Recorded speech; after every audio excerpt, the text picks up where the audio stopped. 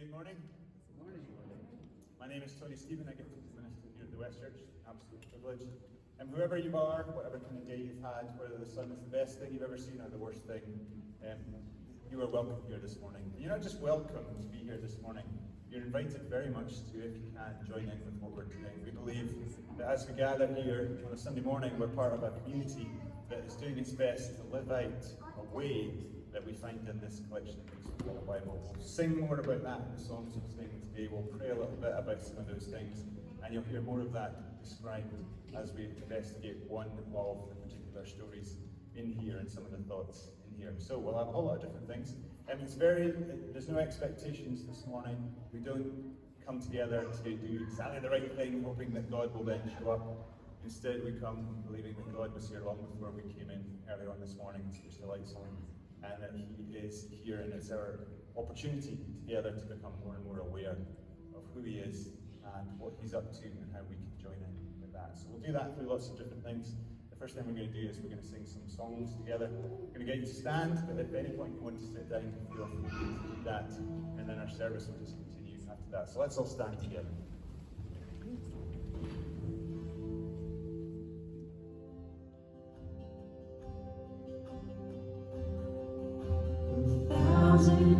Hallelujahs, a thousand more.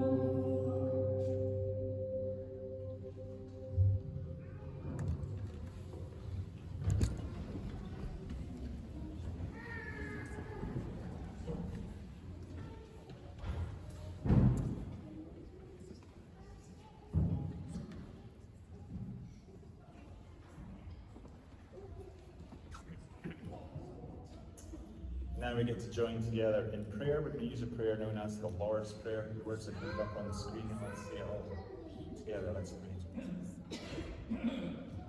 Our Father, who art in heaven, hallowed be thy name. Thy kingdom come, thy will be done on earth as it is in heaven. Give us daily our daily bread. Forgive us our debts, as we forgive our debtors. And lead us not into temptation, but deliver us from evil. For thine is the kingdom, the power, and the glory forever. I'm going to invite all the children and young people who want to come and hear the story to come down the front here to the steps. And Kirsty's going to lead us in her story as well. Hi everyone, please come to the front here. That's great.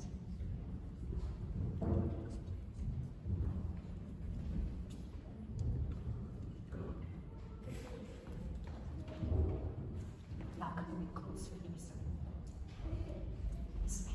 Okay, so you can see me and I can see you. Okay.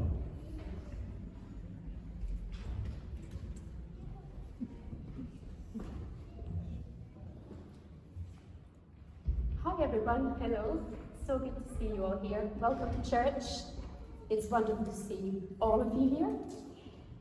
My name is Kirsty, and when I was in primary school, I was given an extra name. I wasn't just Kirsty. And the teacher and the other kids gave me an extra name, and the name was Little Kirsty. And you wonder why? I think it makes perfect sense. But didn't make much sense to me because in the whole primary school there wasn't another Kirsty. So it wasn't like there was tall Kirsty and little Kirsty. They tried to tell us apart. No. Oh, there were other names too, but I don't think they are appropriate to be said here. We're going to hear a story about someone who was given a new name by Jesus. Would Jesus give a name in a different way than people? Would He name you by your looks or by our mistakes, or would He look in our hearts and call us by the name we were made to be in God's plan? Let's take a look at a photograph here. There should be a photograph coming on the screen here. Some of you may recognize this photo. It's an image of a multi-season series about the life of Jesus. But have a look at the man in the middle. Who do you think that man is? Does anyone know? God, good guess. Sophie. Paul, Jesus, Simon Peter. Thank you, Cohen. Yes, that's Simon Peter. And before Simon Peter was Simon Peter, he was just Simon. And what do you know about Simon Peter? What do you remember about him? He loved God so much that he wanted to die on the cross with him. Maybe? He bitten by a snake and he thought, and you're all right. Okay. Oh, he got bitten by a snake. Maybe he got two. At least Paul did. Yes. But remember, Simon Peter, he was the one who was a fisherman. So he went to fish, and he actually... That's okay. So he was a fisherman, and in the middle of his struggle and hard work, he actually met Jesus. So you can say that Jesus came to meet him at work. And Jesus called Simon to follow him. And what did Simon say to Jesus when Jesus said, "Follow me"? What did he say? He actually said, "Yes, Jesus, I'll follow you." So he became one of the disciples. And how many disciples were there? Who remembers? How many? 12. Yeah, the original disciples. So he became one of the disciples. But then something really odd happened, something really strange, when Jesus and Simon met. And Jesus called Simon Peter. And that name, Peter, do you know what it means originally? It means rock. Say that, rock. Yes. So his new name became, you could say, Simon the Rock. That's a pretty good name. Simon the Rock, yeah. So what's more interesting is that Simon Peter wasn't like a rock when he met Jesus. He wasn't a superhero. He wasn't a superhuman. He was an ordinary man. Look at him in the middle of the picture. That's how he might have looked like. We'll just imagine, okay? And he also got lots of stuff wrong.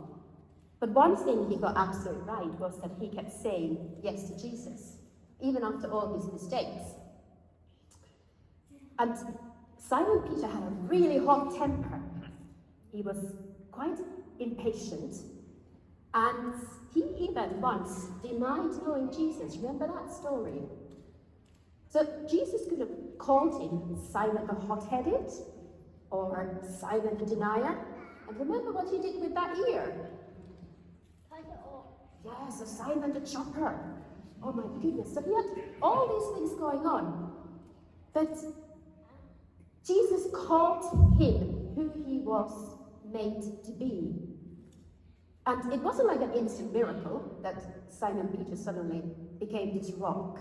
It was a journey. It took time as he followed Jesus. And Jesus didn't name him by his weaknesses. He named him by what he was going to become as a follower of Jesus. And I think this name that Jesus gave to Simon Peter would have really encouraged him. And who knows what that word encourage means?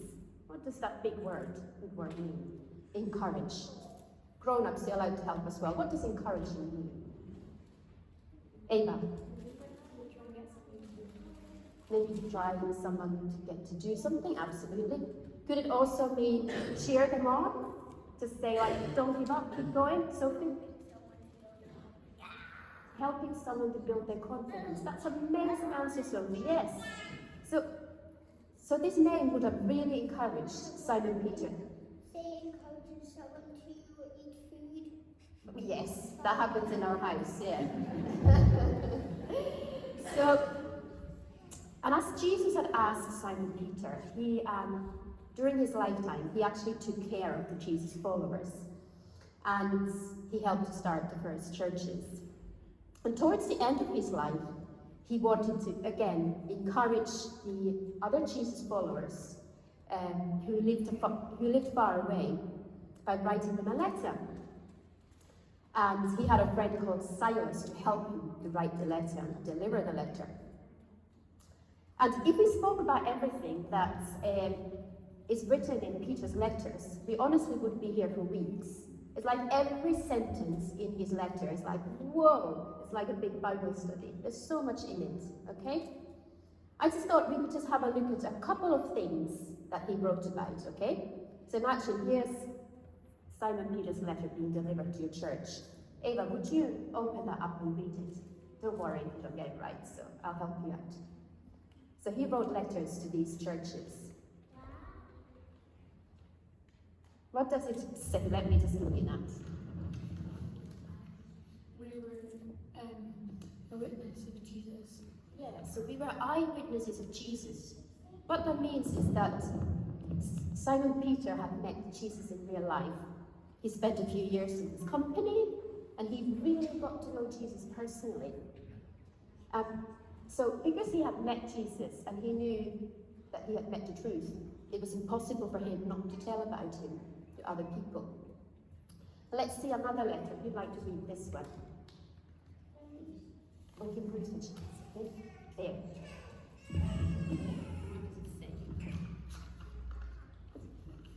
If people say mean things to you because you are a Jesus follower, please don't panic. Okay. So if people say mean things to you, thank you, because you're a Jesus follower, please don't panic. Simon Peter had heard that the churches and the Jesus followers further away were having a really difficult time. There were people who didn't like them, there were country leaders who didn't like them, and Simon Peter just wanted to tell them that don't get too worried, God is with you, and Jesus went through lots of difficulties too. So, and in the middle of all your difficulties, God actually blesses you. So it's like a mystery. And then Simon Peter wrote, as I said, lots and lots and lots of other things. He sort of wrote, it's almost like not quite like a walkthrough. Have you ever done a walkthrough if you've been playing a game and you're stuck? Okay, so it's a bit like a walkthrough. How to live as a Christian, how to love others, how to be kind. So his letter talks about those things a lot. And we're just about to finish our children's talk. Remember how Simon got his extra name? So he became Simon Peter, Simon the Rock. And the name was given by Jesus. And I think it would be amazing to know what extra name Jesus would give each one of you, okay? Imagine that if he was to give you an extra name after your own name. It would be a good name. It would be a name that would tell who God has called you to be in life. Oh, and from the different books in the Bible, we already know that God has given each one of us wonderful names. If others ever call you mean names, I want you to remember this. If others ever call you mean names, they are not the true names that tell who you are. So we'll just finish with this. So this is how God would call you. So this is what we would know already. So imagine this after your own name. So you are a child of God.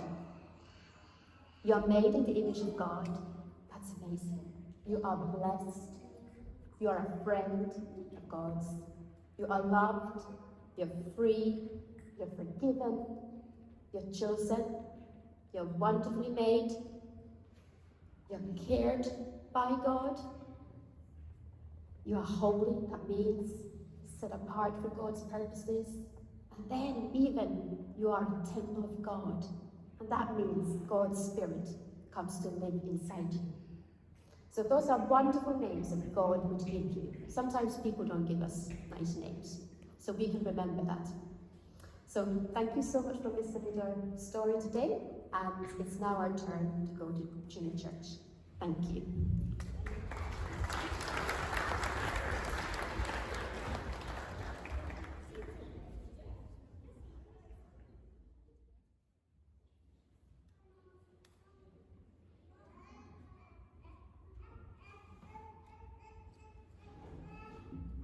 Father God, we come before you with our hearts so full of lots of different things.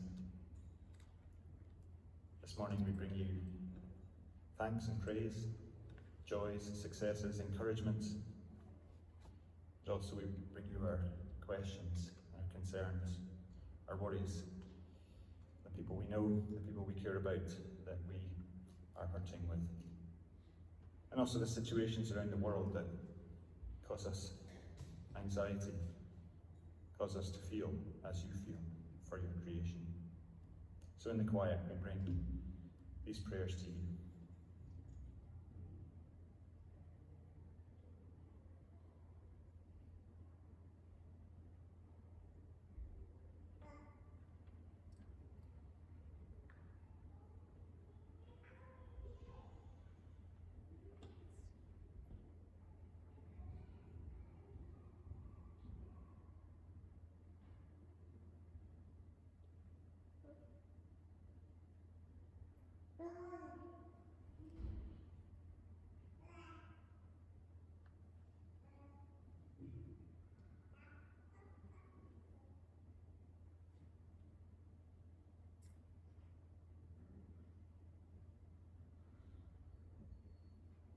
For this reason I kneel before the Father, from whom every family in heaven and earth derives its name. I pray that out of his glorious riches he may strengthen you with power through his Spirit in your inner being, so that Christ may dwell in your hearts through faith. And I pray that you, being rooted and established in love, may have power, together with all of God's people, to grasp how wide and long and high and deep is the love of Christ, and to know this love that surpasses knowledge,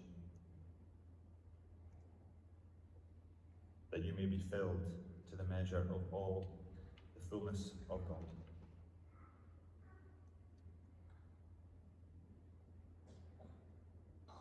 In Jesus' name, amen. Can I invite Jeremy forward to read from Luke this morning?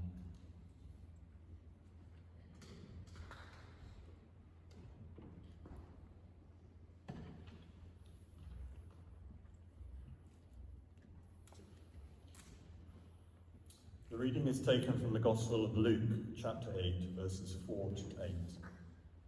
While a large crowd was gathering, people were coming to Jesus from town after town. He told this parable. A farmer went out to sow his seed. As he was scattering the seed, some fell along the path. It was trampled on, and the birds of the air ate it up. Some fell on rock, and when it came up, the plants withered because they had no moisture. Other seed fell among thorns, which grew up with it and choked the plants. Still other seed fell on good soil. It came up and yielded a crop, 100 times more than was sown. When he said this, he called out, "He who has ears to hear, let him hear."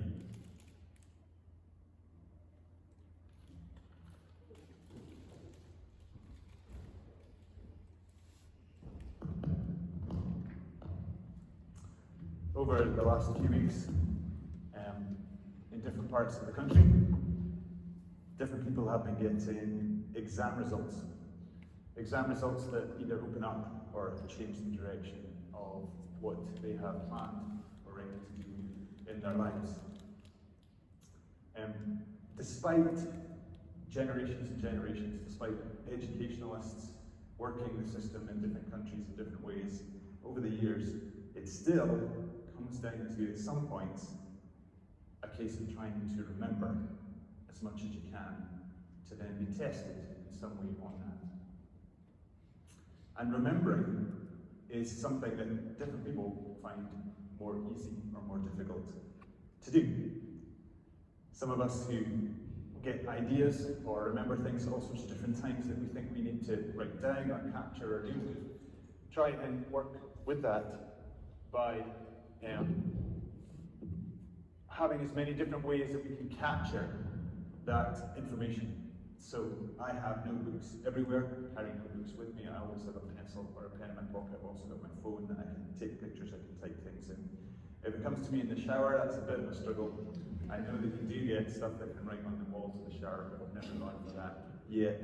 And late at night, if it happens, I have paper and pen beside the bed. Sometimes I write it in the dark. Sometimes I just throw a book on the floor, and then when I trip over it in the morning, it hopefully comes back. Those of us who study get to wrestle with this collection of books we call the Bible for a living or as a passion. Sometimes like to analyse it overall in lots of different ways. There's a fascinating, if you're interested in that kind of thing, large, huge book. I've got it on my bookshelf known as Strong's. And what Strong has done is he's picked every word in the Bible and then he's listed every occasion where it is. So for reference, it's interesting. It's also interesting to go through it and to look for different words and see how many pages there are of that particular word. I'm not quite sure what the number one word is. There's lots of, obviously, as and this, although they wouldn't have been necessarily there in the Hebrew, sometimes in the Greek. One of the words that you wouldn't be surprised to know is there quite a lot is the word love. But beyond that, a word and a command together that's all the way through both the Jewish scriptures and the New Testament, as we call it, the stories of Jesus' life and death and resurrection, and then the account of the movement that grew up after that, is the word remember. Remember. Remember. And a question that springs up, if that's the command to remember, is to remember what? Is it to remember information? Is it to remember facts? Is it to remember specific items or numbers or amounts? What is it that is being commanded to remember? First slide comes from early on in the story, in the first 5 books of the Bible known as the Torah, and in a book called Deuteronomy. Deuteronomy repeats again something that's been said an awful lot. Remember or do not forget. It comes in different forms. It says, do not forget here the things that you've seen. Do not forget the things that you've seen. So that's interesting. And then it goes further down and it says, teach them to your children and to their children after them. Do not forget the things you have seen or let them slip from your heart. Teach them to your children. And so in the Jewish society, in Jesus' day, first century, and for all the years before that, since the Israelites were wandering in the desert, there was a culture of memorizing in particular their story. And that story was captured in, as I said, 5 books, the first 5 books in this collection, known as the Torah. And so children were instructed from birth, from as soon as they could hear, to memorize those 5 books. And by age 10, you were expected, boys and girls mostly, to have memorized all of those 5 books. It might be something that happened at synagogue. Quite often it happened in the home. Often it was a grandmother's duty to do that with their grandchildren, to help them to memorize these 5 books. And you might think, well, that's memorizing facts. That's memorizing instructions. Because we know, for example, there are 613 commands in those books. But that's not the only instruction, and it's not the only thing that God gave to them. They believed that those 5 books were collections of the way that their God had given them to live, in particular after they'd been slaves, and then they come to a mountain in the desert, and their God had spoken to them and said, look, you're not going to be slaves anymore, you're going to be part of what I'm doing in the world, and this is how you're going to live it out. And when he did that, he didn't just give them these 5 accounts, these 5 stories. He gave them more than that. Next slide. And the next slide. He gave them, and it says here in Exodus, one of those books, it says, observe this ceremony. But he gave them feasts, or sacred assemblies, or festivals. He gave them 7 throughout the year. And these 7 would be celebrated every year, sometimes for a week at a time, sometimes just on one particular day. And each one would help them to remember. But it wasn't a case of memorizing, it was a case of doing something. Each feast had something to do, all revolved around food. But more than that, there were certain different things and actions that every single part of the community had to do. And as we see in Exodus here, it says, observe this ceremony, so do the things I've asked you to do, and then when your children ask you, what does this ceremony mean? And it's really interesting, it doesn't say, and if they happen to ask you, it says when they ask you. The whole point of the ceremony, it seems, was to encourage questions. God gave them things to do together that would encourage questions.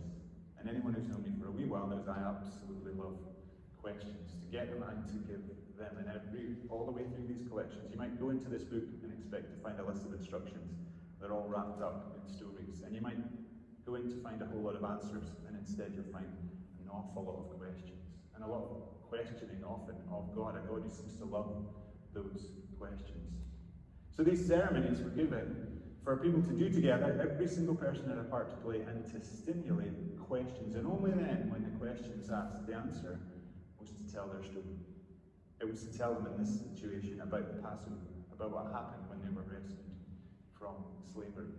So much so that if you asked a Jewish person to talk about that, they would say, when I was a slave in Egypt, even though that had happened 1,000 years before, because it had become part of who they were, because of the memorizing and also because of the feasts and the festivals. Next slide. These actions that were given were encouraging questions, and the questions were expected. That was part of the whole motivation.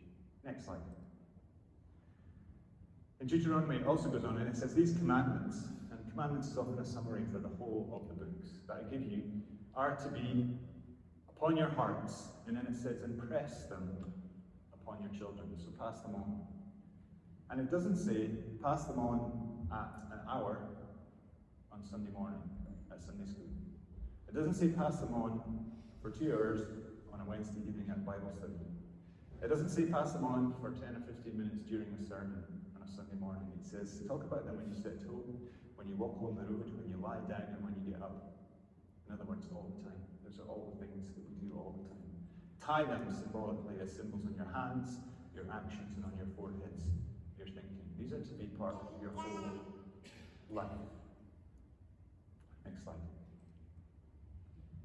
We talked a little bit a couple of weeks ago about a command that Jesus gave to his followers, where he said to them, certainly we read it in English, it sometimes comes across as go and make disciples, but in actual fact the Greek suggests as you go about your everyday life, disciple. Pass on what you know. Be a role model to the people around you. And this is just the exact model that the Jewish people were given. Next slide. Around about the time I was born, a man called Westerhoff was thinking and writing about churches and how they were passing on, well at that point, information. And he said this, he said, the church has so often tried to copy the school system of education. It's trying to teach religion and trying to teach morals instead of the faith. And by that it means a way of life. The church shouldn't attempt to be a school, but instead to be a community that passes on the faith, because faith, a way of life, is communicated, passed on by a whole community, by every single member of the family, of the community, of the group, of the village, young and old. And it's not something that happens at a set time, and it's not something that happens in a set way that involves just memorizing or being able to answer questions in a test. Next slide. My experience with as many people just about as I know, is that nobody makes anyone else a Jesus follower. It's something that they discover, and so often they discover by an invitation and by being included and joining in a relationship, in actions with others. It's something that is passed on, not something that's imposed on anyone else. Next slide. Paul, who we heard a wee bit mentioned in the children's story, although it was about Peter. Paul wrote a whole lot of stuff about the Jesus movement. And as he describes what is going on as generation passes on to generation, he doesn't talk about information. He says, we loved you so much that we were delighted to share with you not only the gospel, the good news of what he'd seen of God, but our lives as well. But our whole lives. The model of Jesus of Nazareth for the 3 years he spent with his followers, and Paul as he travelled around and he wrote his letters, next slide, is the model of a lived life. It's being part of a community that shares experiences, that tells stories, that celebrates together successes and commiserates failures, that acts in the world. They were all made to be part of a movement that did something, and they did that work together, and all the while they were reflecting and question. Nobody thought they had all the answers, and that was from the youngest to the eldest, the whole community. Next slide. We're told in research that those who, when they're younger, are involved with a Christian community, grow in maturity into that and hold it as their own. Much more likely in situations with a certain amount of factors. And we've talked about it the last couple of years about a movement called Growing Young, which isn't about everybody getting younger, it's about younger generations feeling as much a part as every other generation in what we're doing and for us all looking to the future. But these are some of the things. The involvement in all church worship, so not keeping the teenagers and the young people in separate rooms and the adults in other rooms. Teenagers actually being involved, young people being involved in not just sitting, but in serving, building relationships also with younger children. Adults make the effort to get to know teenagers. Teenagers are terrifying, especially standing in a group looking like they don't want to speak to anyone. But adults make the effort to go and speak and get to know teenagers, make a huge difference. And any community, not just a church community, that needs to be full of life, but also to have life in the future, needs to have every generation in, no matter what that generation is. It can't be just one slot or one flavour. Next slide. Jesus tells a parable, which we heard this morning, a story with lots of different meanings in it. And it's one about a sower. Sower scattering seed, and the seed falls on different kinds of soil. The first few times I heard it, in fact for a long time when I heard that story, I would always imagine that the sower of the seeds was myself, or Christians. That Christians have the seeds, that's the answer, and they go and they sow them in other people's lives, and they hope that they take hold of them and that they get that information themselves. But as I've wrestled, and people have helped me wrestle with this story, I see more and more in the bigger picture that the seeds, I believe, in this picture are from God, and that God is the sower, and that we are the seeds. And the seeds are designed to grow and to bear fruit, and that as humans we are made to be part of creation, to be part of putting things back together, to be made to be part of what God is doing in the world. And for that to work, for us to flourish, we just need good soil, and I believe that good soil is each other. So my challenge for myself, for everything that I try and do and provoke, and the questions that we wrestle through together in this community, is that we would be, next slide, good soil. That we would be good soil. That we wouldn't be too worried about passing on information. That we wouldn't be too worried about people getting things right. But instead we would be together a community that is good soil for God to do His work. Let's take a couple of minutes just to reflect in silence.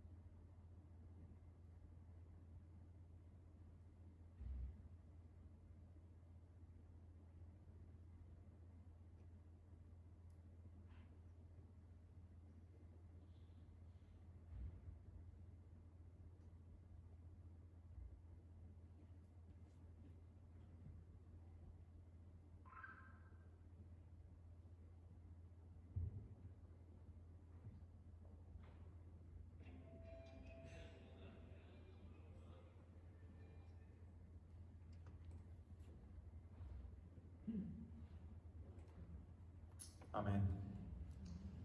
I believe one of the gifts God gave us to bring us together is music and song. We're going to sing together. Musicians are going to come and get ready. Let's all stand.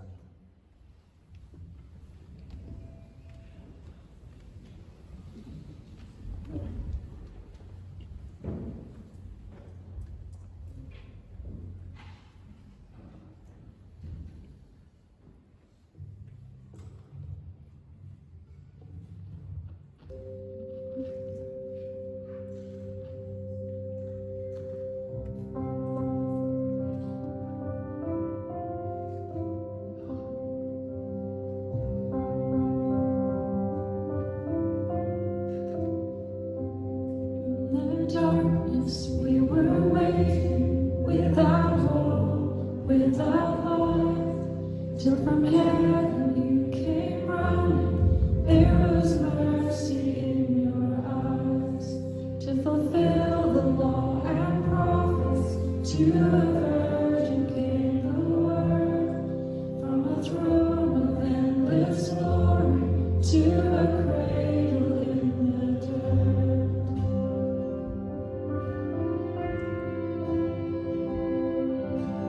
Praise the Father, praise the Son, praise the Spirit, three in one. God of glory, majesty, praise forever to the King of Kings.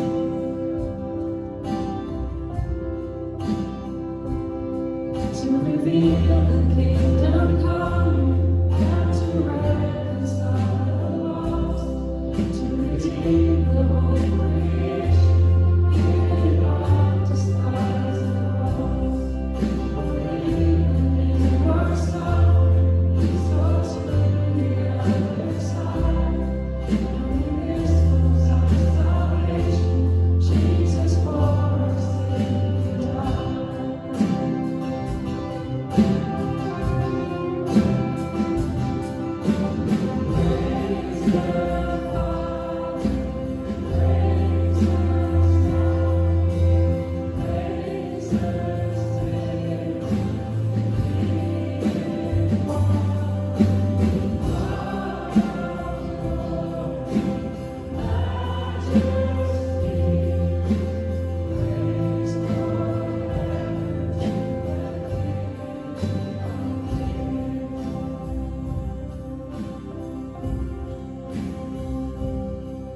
The morning that you rose, all of heaven held its breath, till the stone was built for good, for the Lamb that conquered death.